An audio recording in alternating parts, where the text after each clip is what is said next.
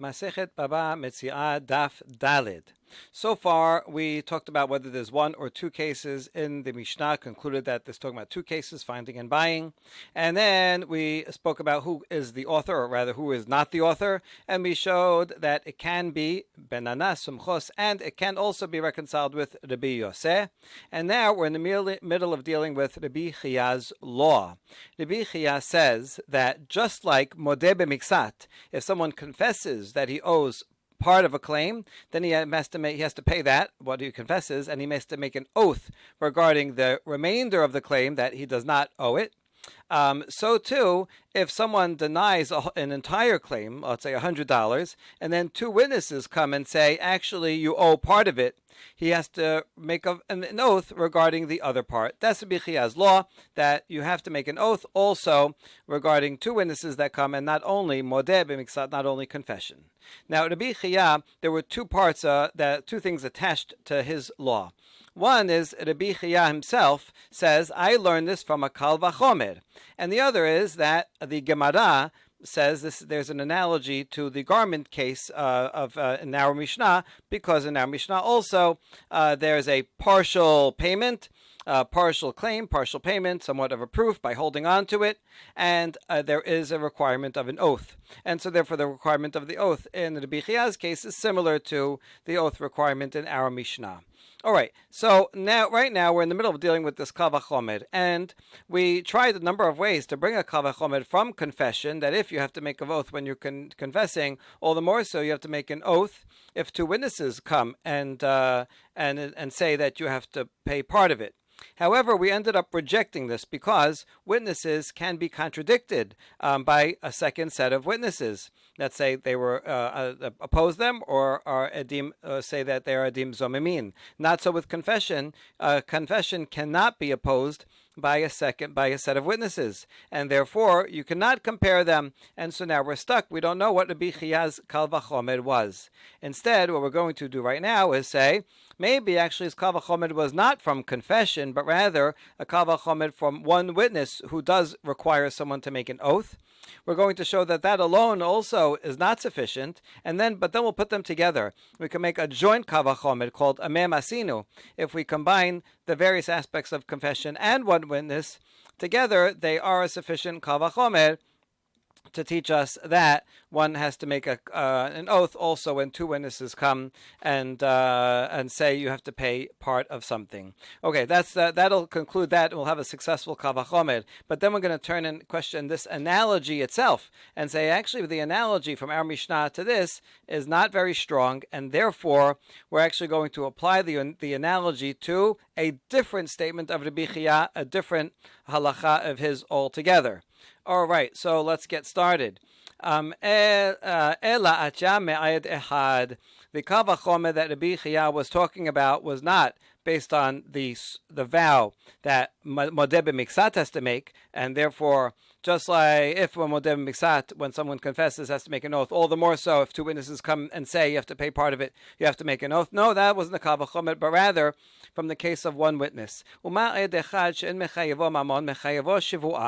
one witness comes and says that you owe $100, that one witness cannot make you pay. One witness is not sufficient. However, if I come with one witness and make a claim against you and say you have to pay me $100, you will be required to make an oath that you don't have to pay. So one witness, although does not make someone pay, requires someone to make an oath. Then two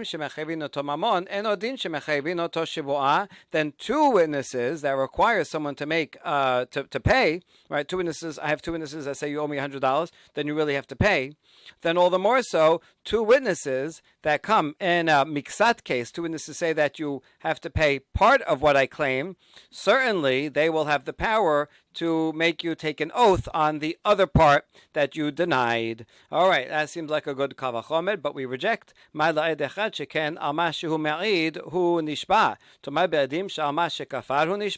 It's not quite the same. When one witness comes and says that you owe me $100, so you have to make a vow about that very claim that the witness has said and counter it and says, I make a vow, no, I don't owe $100. So there, the witness testimony and the vow are about the very same subject.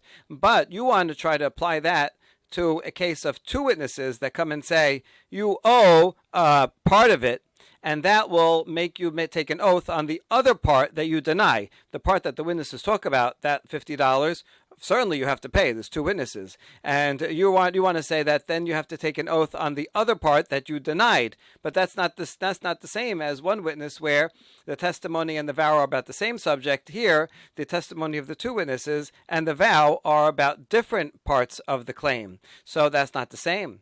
Ela amar Papa atem migilgul sheboah de'ed echad. Papa says the Kal Vachomer is based on the extension of an oath, or the rolling of an oath, literally. And this is an interesting halacha that says, let's say I have one witness and it claims that you have that you owe me $100. You deny it, and I say, well, and then you have to make an oath. Here's the law: since I'm making you take an oath about this, and you have to take an oath, while I'm at it, I can throw in other oaths about other cases altogether, nothing related to this, but we have another dispute about some land thing or something that you bought or that I sold you, and in such a case, you would not have to take an oath normally. But now, since you have to take an oath regarding this law, because I have one witness, I say, while you're at it, take other oaths as well. The Papa says that's where the Kal Vachomer is from, and here it is analogous because here, because of my one witness, you have to take an oath on other things, not that my witness said, but other matters. So too, two witnesses is more powerful than one witness. So two witnesses also should require you, by saying that you owe part of it, they should require you to make an oath on the other part. All right, that's the Kal Vachomer. But we reject the Gilgul Shavua de Edechad, Sheken Shavua Goreret Shavua. Tomar Be'edim de Mamon Kamechaybe. No, it's still not the same regarding the oath that one witness prompts. It's the oath itself that prompts more oaths. So once you're taking an oath anyway, so take more oaths. But the witnesses require you to pay. So then, how can you just go and add in an oath based on payment? That's not the same as, when you're saying while you're at it, and you're saying one oath, you may as well make another oath. That's not the same as saying, well, while you're at it paying, then you should make an oath. That's a jump, and that's not a warranted jump. So there is no logic here. So we cannot, therefore, make a Kal Vachomer just from the case of one witness. So then we say, wait a second, let's bring back in the confession.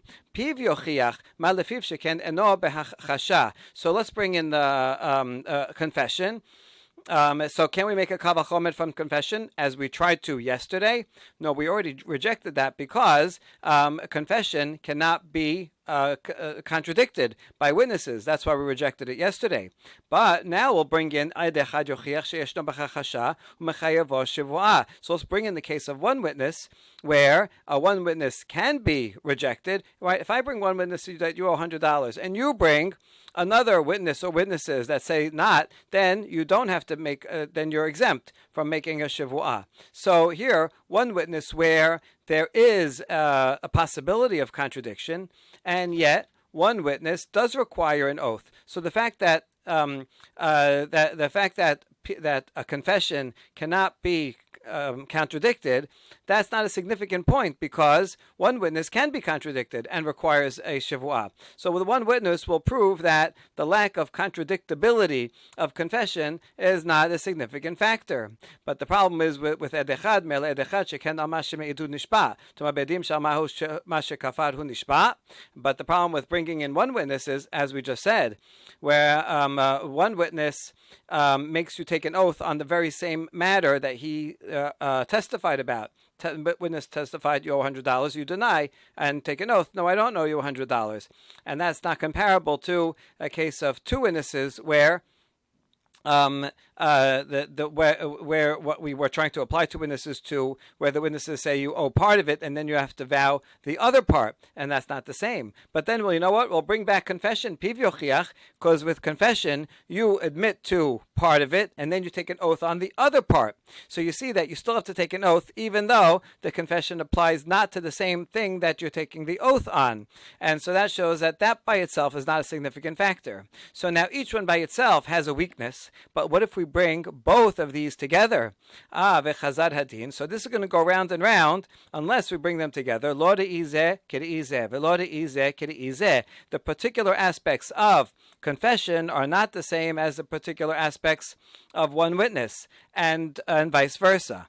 Hasad hashaveh shebahen, the common denominator between confession and one witness is shal yedeh ta'ana uchvira hen ba'in v'nishba, that through a claim and a denial, right, in both cases, I make a claim against you, you deny it, and then because of either confession, because you confessed for part of it, you have to make a vow, or because of a one witness that came and said you owe it, and you denied it, and then you have to make a vow. So in both of these cases, there is a prompt of a vow, and the particulars of these, right, to cancel each other out, because you show that it really doesn't matter, and you have to take a vow even in a case where it can be contradicted. You have to make a vow even in a case where the vow is not the very same thing that was being said in the claim by the confession. And so since the particulars cancel each other out, and we bring both of these cases together, fani abi edim she'al yedeh ta'ana uchvira hem ba'in v'nishba, so I can bring both of these as a basis for a kal vachomer to two witnesses, where also here, through a claim and a denial, the two witnesses come and say, wait, but you denied the whole thing, but we know that you owe at least half of it, so you should be required to make a vow on the other half that you denied, which is exactly to be chiyah's law. So we have a good kal vachomer, right? Almost. Malisad hashaveh shebahen sheken lo huchzak kafran. Tomar be'adim sheken huchzak kafran. Wait, there is a common denominator between those two, that the person will not be considered a denier, meaning untrustworthy, a false witness, and not reliable to take an oath. In those two cases, if someone first denies and then confesses to part of it, so he confessed, he's not considered untrustworthy. After all, he confessed. It's actually good. It shows that he is trustworthy. And similarly, one witness is not going to be sufficient to make someone untrustworthy. So that in those two cases, it makes sense that to say that they're still trustworthy, and therefore they have to make a vow. Whereas in the case of the two witnesses, right, again, I say you owe $100, you deny the whole thing, witnesses come and say you owe at least 50. So now the witnesses just prove that you are a liar. So now once you are established as a kafran, as a liar, now we're going to make you take an oath. Your oath is worthless. You can't be a witness from now on, and your oath is worthless anyway. So it doesn't make sense to prove from two cases that do not make you into a liar, and prove that, and those two you have to make a vow. That cannot be proved for when witnesses come. When two witnesses come, that's outside evidence that you had been lying. If you confessed it to yourself, you're not a liar. If other people confess it, one witness is also not sufficient. Two witnesses say you're a liar, so that's a completely different case. And how could you prove from there that then you would have to now take a vow? And we answer, wait a second, there's a problem with your question. Is that true that two witnesses that come and testify that someone was lying, does that mean that that's it? They can no longer testify or make a vow anymore? In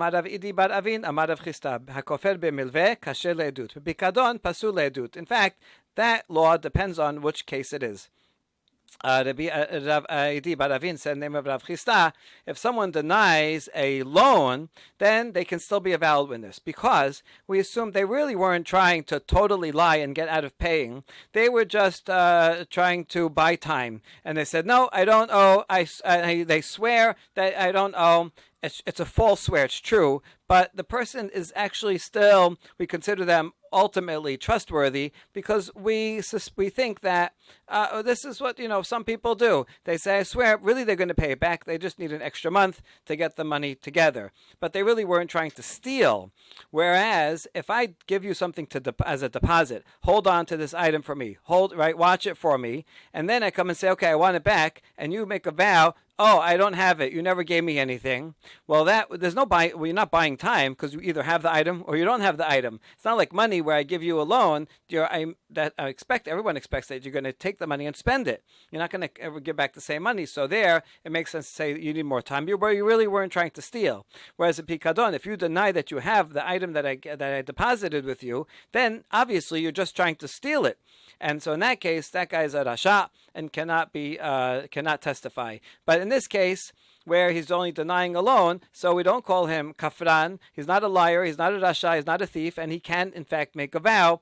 So that kal vachomer is good. We have one last challenge to this joint kal vachomer, also called memasinu. Ela parich achi ma lesad hashaveh shebehen sheken enan betorat hazama toma be'adim sheyeshtam betorat hazama. Those two sources that you brought the kal vachomer for, in neither case can you bring edim zomemin. How so?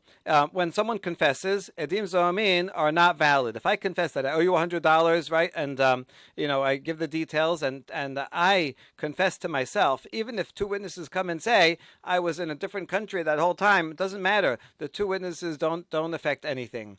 And also with one witness comes, and then two witnesses come and say you're with us in a different country or anything like that, that one witness will not become an ed zomem. There's no such thing as an ed zomem for one witness. One of the reasons is because an ed zomem cannot make someone pay, but can only make someone take a vow. Edim zomemin, mizimim, don't make a vow. You can't say, well, since you were going to make someone make a vow, then you have to make that vow, right? That you can't apply that to the edim mizimim.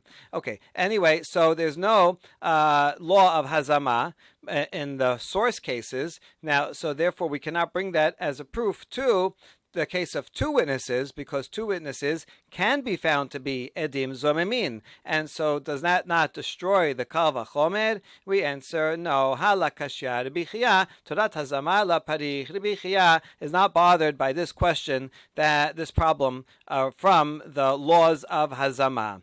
Maybe because, as we just said, one ed, it's not that the law of edim zomemin doesn't apply at all. It's just that he can't make he can't give anybody capital punishment or pay. It's just a vow, and just for technical reasons you can't apply the vow there. But that's not a fundamental reason to break the kal vachomer. So Rabbi Chia doesn't see any fundamental difference between the sources of the kal vachomer and the target, which is edim zomemin. And just because there is this incidental difference, but it's not a significant one, it's not something that's essential to the argument, and therefore Rabbi Chia does not take into account. And finally, the kal vachomer stands. So with all that work, let's review where we are. Rabbi Chia said this law, and he said, I learned it from a kal vachomer. We tried to bring it from confession alone, from one witness alone, but each one had a weakness. But when we bring them together, as a memasinu, the common denominator between the two is sufficient to make a kal vachomer to support Rabbi Chia's law. Great, success. Now we're going to attack this part, the analogy to our Mishnah regarding Shnaim or Hazin, and we're going to show that this analogy is not quite so strong. Ela de kamar vetana tuna midameh. When the Gemara, this wasn't Rabbi Chia's words himself, it's opinion. So, a voice in the Gemara said that our Mishnah teaches the same law. But is that really the same? Hatam lamalve it le sahadeh, la love let le sahadeh, de la masik le vela midi. Di havu le sahadeh la love, de la masik le vela midi, la ba'er Rabbi Chia li ish tabu'eh. In the case that Rabbi Chia brought, the malveh, the one making the claim, he has a witness. He has two witnesses, right? That's Rabbi Chia's law. And two witnesses come and say, you owe half of it. at least. You are at least 50. And the loveh has no witnesses at all, no witnesses to say that I don't know anything.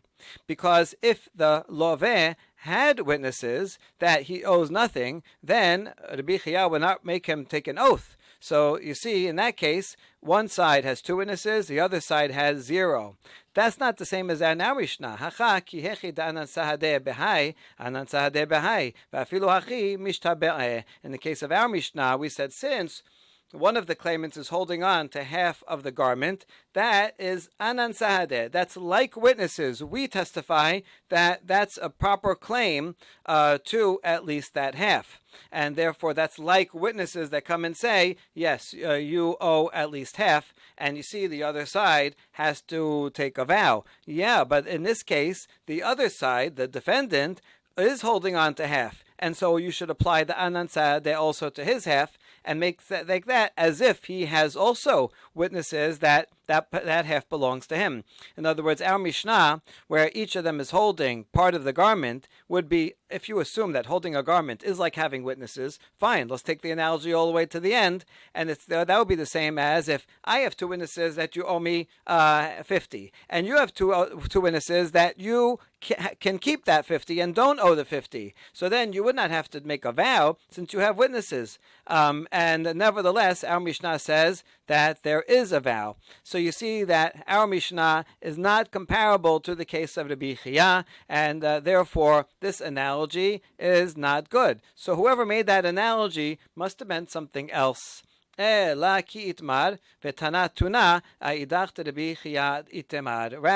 whoever said, and the Mishnah says so also to support Rabbi Chia, it could be that the original statement of whoever said that was, our Mishnah supports the law of Rabbi Chia. But Rabbi Chia said many things, and in fact was not that law that we just mentioned of 2 witnesses that say you have to pay part of it, but rather a different statement of Rabbi Chia altogether. Damar Rabbi Chia, maneli biadcha, v'hala omer en lecha biadi ela 50 zuz, v'helach chayav. Rabbi Chia said the following scenario. I come and say, you owe me $100, right? I lent it to you. And then you, the loveh says, no, I only owe you 50 and here it is. And you hand it over to me, right, and put it in my hand right there and then.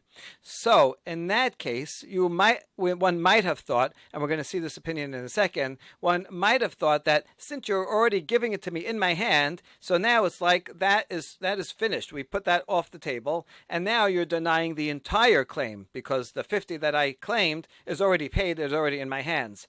And so in that case, you might think that that's someone who's denying the entire amount, and you would not have to make a vow. So the Rabbi Chia comes to say, not so. We consider this also like modeh b'miksat, even though he's paying that half right away. Still, from the beginning, the claim was for the entire amount for 100, and even though you just paid 50, still we consider that modeh b'miksat, and you have to make a vow. My ta'ama helach nami modeh b'miksat atana adameh. Why does Rabbi Chia say that? Because he thinks even if you give the money right there and then, with no time to for the claim to so-called be activated or recorded, it's already paid. Nevertheless, that's still modeh b'miksat because the claim was 100, and now you paid 50. Thank you for your payment, but you still denied the other part of it. V'tana tuna shenayim ochazim betalit. It's about this law that the Gemara, the author of that statement, said our Mishnah is a proof to it, right? Because we have shnayim ochazim betalit. How is it the same case?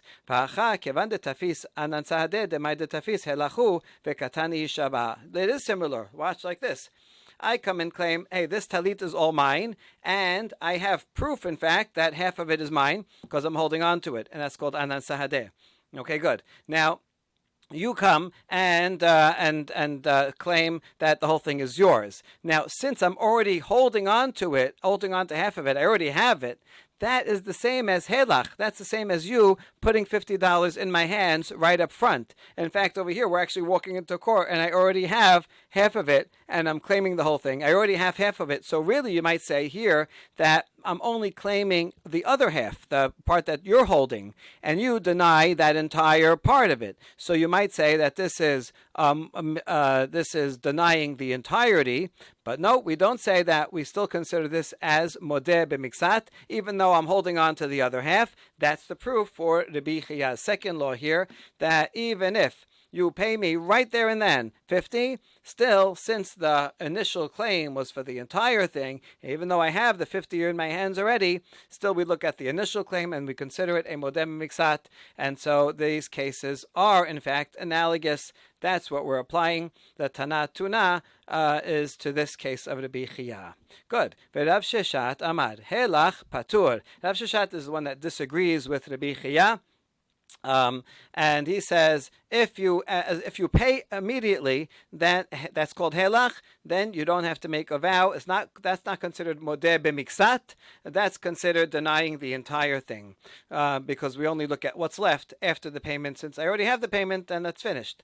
My tama kevanda ma lehelach hanezuzeh dekam modeh begavayhu kemanda naket lehu malveh dameh bina chamishim halo modeh hilkach leka hodaat miksat hata'ana. The reason is, as we just explained, since the loveh said here, they're right, your money is right here, so that money that he paid and that he admitted to, it's as if the malveh already has it. It's as if he already took it. It's in his possession. So therefore, the only part in dispute is the other 50. And the other 50, the loveh entirely denies. So that's a total denial. In a case of total denial, as we said yesterday, one does not have to make a vow. If I come to a random person in the street, random person comes, says, or if we know each other, doesn't matter. I come and say, you owe me $100, and I have no proof. I have no witnesses or anything. So you just say, goodbye. You bring proof. You don't have to swear. You don't have to do anything. And so this is the same. This is a denial of the entirety. And that's why it's not modeh b'miksat, because it's as if the malveh already has that 50, and so you are denying the entire thing. So that's Rav Sheshat, who disagrees with Rabbi Chiya. Now we're going to turn our attention to Rav Sheshat. Rav Sheshat, Kashya Matnitin. Rabbi Chiya brought an analogy from our Mishnah as a proof. So Rav Sheshat is going to have a challenge from our Mishnah. In our Mishnah, it's like you already gave me half because I'm holding on to the other half of the talit, and yet you have to make a vow. So how would Rav Sheshat explain that? Amalech Rav Sheshat matitin takanat chachamim hi. Rav Sheshat says that you're right. From the letter of the law, in the Mishnah, the parties would not have to make a vow, because it's like helach. It's like I already have the claim, the half the claim that I have in my hands, and you're denying the entire thing, and you shouldn't have to make a vow. That's true. And the case of the Mishnah is a special ordinance of the Chachamim. They came and said, as we said in the first daf, that the rabbis did not want people going around and grabbing things out of other people's hands. You just pick something up from the floor, and I grab half of it, and then the court's going to give it to me. So the rabbis instituted making a vow to prevent people from doing that. But it's only the Rabbanan, from the letter of the law. I would agree. V'idach, and now we turn to the Bichia. What would you say to that answer? He would say, in takanat chachamim hi. I agree that it's a drabanan shevuah. It's only the chachamim that added it. Nevertheless, I still think it's analogous to my case, the Bichia would say. ומיהו אי אמת בשלמה מדאורייתא הלך היה מתקנה רבנן שבועה כאין דאורייתא אלא אי אמת מדאורייתא הלך פטור מתקנה רבנן שבועה דלתא דחבתא בדאורייתא. Rabbi Chiya says, still this is a proof for my law, because if you say that from the Torah law, even though Helach, the Loveh, put the money immediately into the hands of the Malveh, and the Malveh already has it, if you say that still that doesn't count, that's still called Modeh b'miksat, and you have to make a vow, mideoraita, then it makes sense when the rabbis made an ordinance, they looked to that deoraita vow as a model, because in general, when the rabbis make a law, they don't usually make something up totally from out of the blue. They usually look to the Torah and they extend or copy a model that's already in the Torah. So then it makes sense that the rabbis would say, listen, this case of the garment is similar. We're going to make a vow here as well. So since the other guy's already holding half of it, it's kind of like helach. Not exactly like it, but it's sufficiently like it to be a model. But if you say, like you, Rav Sheshat, that on a Doraita level, the helach case, one does not have to make a vow because you already got it in your hand, and that's considered out of the picture, and it's a denial of the entire thing. Well, then when the rabbis come and make a shivua, they will have no model because from the letter of the law deoraita, there's no vow. So then there's nothing for the rabbis to copy, and it wouldn't make sense to make a vow in the case of for the rabbis to impose a vow in the case of the Mishnah, which is a very interesting argument and a good theoretical model to think about various Rabbanans and what deoraita law the rabbis are using as a model. We now challenge Rabbi Chiya's law, second law from a baraita, meti be'silaim dinarin. Malve omer chamesh velove omer shalosh. Rabbi Shimon ben Elazar omer ho'il vehoda miksat ha'ta'ana yishaba. Rabbi Akiva omer eno ela kemeshiv aveda upatur. The baraita teaches, let's say someone has an IOU, a loan document that says, you owe me coins, selaim, dinarim, or dinarim. It doesn't say how many. That's not a very well-written IOU. So one presumption could be, you owe me coins, maybe it's the minimum that is plural, which is 2. But it's not clear. Maybe it means more. So there's 2 claims. The malveh says, the lender says, I lent you 5 coins. That's what this means here. But the borrower says, no, in fact, you only lent me 3. So how do we deal with this case? Rabbi Shimon ben Elazar says this is called modeh b'miksat, right? He claimed 5. The other guy, the loveh, admitted 3. That's modeh b'miksat. He admitted to part of it, and therefore he'll have to pay 3, and he'll vow regarding the other 2 that no, you never gave me the other 2.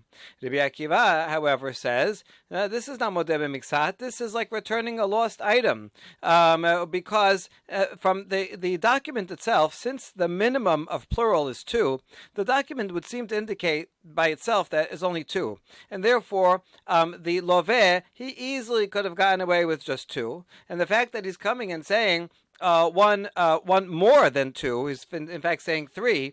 This is not a normal case of modeh b'miksat. In a normal case of modeh b'miksat, the person is not so brazen to deny the whole thing. But to say half of it is okay. But in this case, a person would be brazen enough to say, I only owe you 2. After all, he has proof in the very document, the very loan document that the malveh brings, says plural, but that probably means 2 only as the minimum of plural. And therefore, when he comes and says, oh, I owe you 3, so he's going like above and beyond expectation.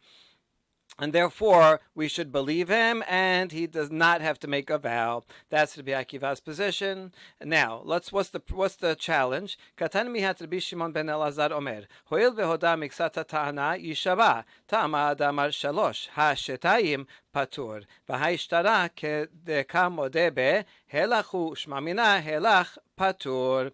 The challenge is from the opinion of Rabbi Shimon ben Elazar, who says that since he admitted to 3, that's modeh b'miksat, and you have to, and he has to make an oath. Now, we can infer from the fact that he only made his case regarding when the loveh says 3 coins. What if the loveh says, yeah, I agree on 2 coins? Then presumably, according to Rabbi Shimon ben Elazar, he would not have to make a vow. That's what Rabbi Shimon ben Elazar said the case of 3, and not the case of 2. According to the case of 2, he would not have to. Now, why wouldn't he have to? Well, look at this stat. The fact that the malveh has a document that says, you owe me coins, that's the same as helach. When you have a document, it's like a check. You can go and get the money. You have a lien on the person's land. So it's like the money is already in the hands of the malveh. And so, in the case where he already has the money in the hands of the malveh, and the loveh says, "I only owe you, right? I'm denying all of it. I'm agreeing to the two because you will have a document. It's like you already have that, but all the rest of it, the other three coins, he denies completely, and therefore this is a case of like denying the whole thing. And we say that we consider the helach part out of the picture already done, like Rav Sheshat says." And so there's a challenge to the Bichiyah, because according to the Bichiyah, a case of Helach should be Chayav, but here, which is an equivalent to Helach, Rabbi Shimon ben Elazar says, Patur. That's the challenge, and we answer, Lo leolam emalach shetayim chayav. V'ad tekatani shalosh lapukem d'Rabbi Akiva damar meshiva v'da have patur kamash malan demodev miksat tahana have v'chayav. We're going to reject this inference that you said that since Rabbi Shimon says for 3 you have to make an oath, therefore 2 you don't have to. Not necessarily. It could be that one has to make an oath, whether the loveh has to make an oath, whether he claimed I owe you 3 or admitted only to 2, still has to make an oath. Now, why did he say a case of 3? Only because he wanted to reject Rabbi Akiva's position, who says that when it's 3, that's like returning a lost item in patur. So that's why Rabbi Shimon says, I disagree with not only in the case, I would say patur, I would say chayav, not only in 2, but even with 3. I don't think it's a meshiv aveda. And so that's why he said that 3 also is modev miksat and is liable. We say, if so, if that's really what Rabbi Shimon meant, Yachid Rabbi Shimon ben Azar omer ho'il vehoda miksat hatani shaba, af ze yishaba miba eleh. The language that Rabbi Shimon said, what he actually said is, since he admitted to part of it, he has to make a vow. You should have added af. He also, in this case, when he admits to 3, he also has to make a vow, not only when he admits to 2. So it should have said it in that way. If in fact Rabbi Shimon would have said that you have to make a vow when he admits to 2 or for 3. Ela lolam shetayim patur vehelach chayav v'shanehacha dekamesaya le'shetara. Rather, the inference that we made above is correct. And according to Rabbi Shimon, if the loveh admits only to 2, then he does not have to make a vow. And still, the Bichiyah can maintain that a case of helach is one would be liable to make a vow. And this case is different because the shtad is supporting the loveh. It's like the loveh has witnesses, and that's why he doesn't have to make a vow in this case. So again, to review this case, the malveh says, you owe me 5, and I have a document that says coins, and the loveh says, I only owe you 2. And in fact, the document that you produced that says coins, since the minimum of a plural is 2, is actually a proof to me. So normally, a helach case, I would have to make a vow.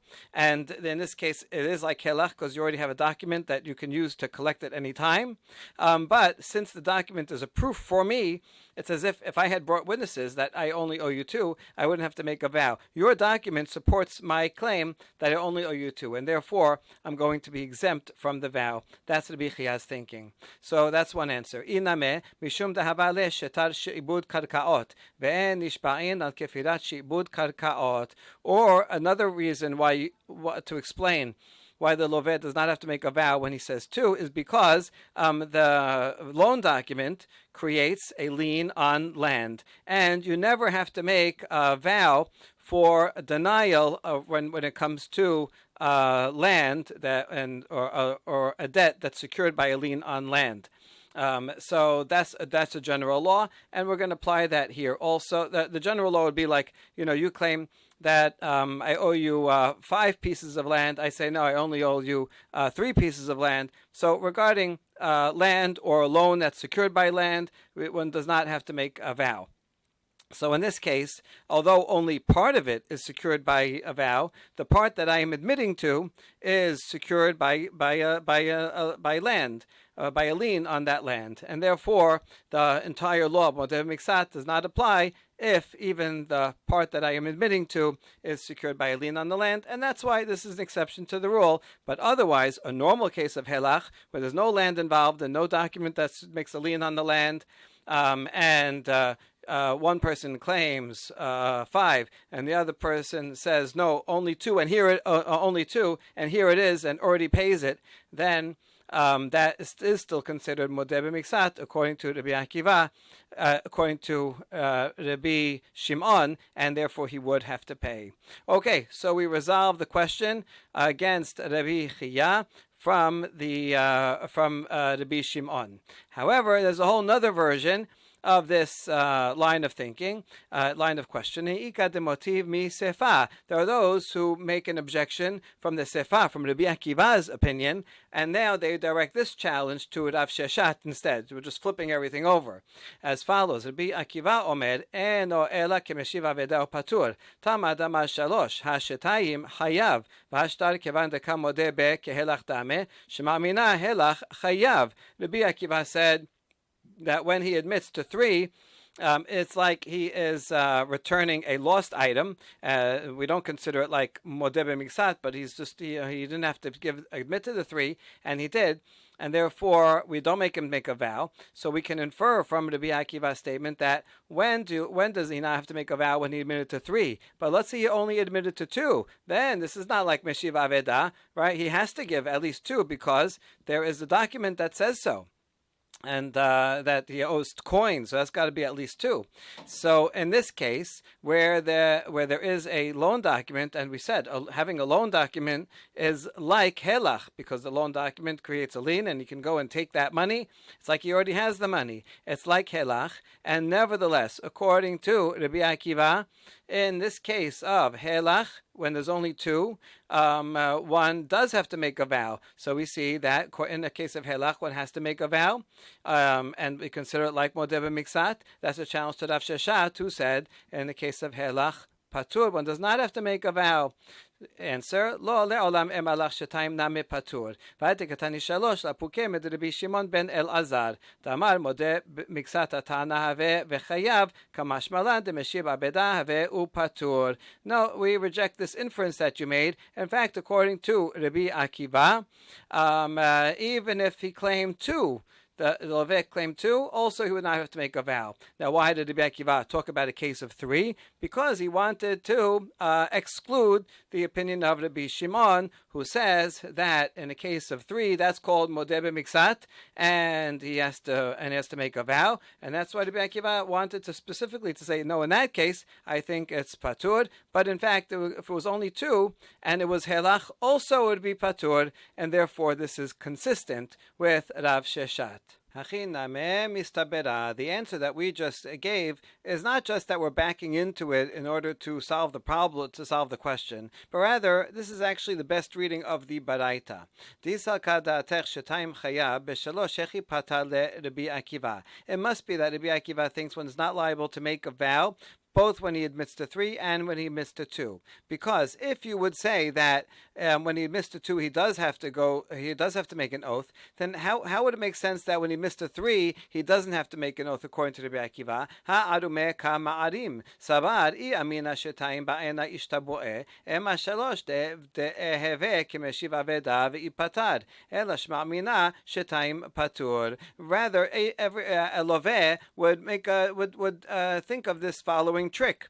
And he would say, if I admit to 2, I'm going to have to make a vow. I don't want to do that. So you know what? I'll admit to 3. It's worth paying 1 extra coin. And then I won't have to make a vow because I'll be like someone who is returning a lost item. And so then if he's going to lie, instead of lying and saying 2, he'll just lie and say I owe 3 and won't have to make a vow. Even thieves don't want to make a vow. And so that will actually just make it easier for him to make a vow in such a case. So it can be illogical to say you have to make a vow for 2 but not for 3. So therefore we can conclude that according to the Rabbi Akiva it has to be the same. 3 and 2 is the same, and since 3 he does make a vow, 2 also he does not have to make a vow. Now we answered this so well that we're going to turn the question back around. Ela kashya leRabbi Chiya, according to Rabbi Chiya, who says that in a case of helach one has to make a vow, and so here where there's a shtar, isn't that a case of like helach?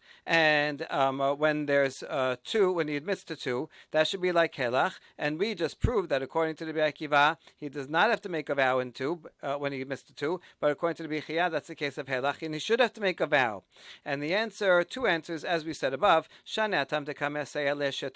This case is different because the shtar says I owe selaim, and the minimum of plural selaim is 2. So therefore, it's as if he had witnesses. If the Lov had witnesses that he only owes 2, we would not have to make a vow of modeh b'miksat. And so too, this is not a regular case. If there's no witnesses, no shtat at all, then when he says helach, even though he says helach, he has to make a vow. But here, even though you're right, it's like helach, but he also has proof to his side that he only owes 2.